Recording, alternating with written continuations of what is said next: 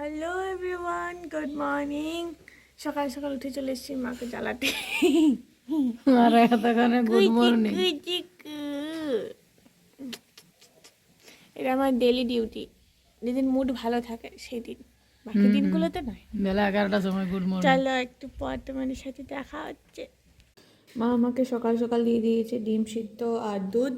তো এটা আগে খেয়ে নিই, তারপর একটু পর ব্রেকফাস্ট করবো। তাহলে এটা খেয়ে নিই, তারপর তোমার সাথে দেখা হচ্ছে।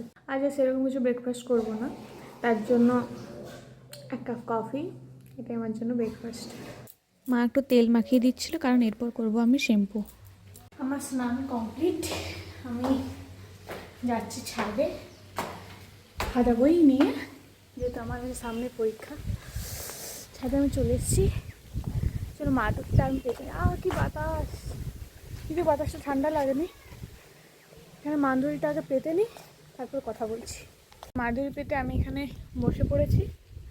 তো আমি পড়াটাও আমার কমপ্লিট করে নিই, আর চুলটাও শুকিয়ে যাক। শীতকালের এটাই মজা, পড়তে পড়তে আরামসে চুল শুকানো যায় আর রোদটাও পাওয়া যায়। তো চলো আগে কমপ্লিট করি, তারপর তোমার সাথে আবার দেখা হচ্ছে। প্রচুর হাওয়া দিচ্ছে, তোমাদের ওখানে এরকম হাওয়া দিচ্ছে কেন অবশ্যই আমাকে জানিও। তো আমাকে নিচ থেকে ডাকছে খাওয়ার জন্য, তাহলে চলো খেয়ে নিই আগে, তারপর আবার তোমাদের সাথে দেখা হচ্ছে। উপর থেকে এসে গেছিলাম, তারপর খেতে বসে গেছিলাম। আজকে মেনুতে ছিল ডাল ভাত, একটা চচ্চড়ি আর শিম ভাজা। এগুলো খেয়ে এক ঘুম দিয়েছিলাম। উঠে কিছু কাজ করছিলাম, স্যুপটা দিয়ে রাতের ডিনারটা কমপ্লিট করলাম।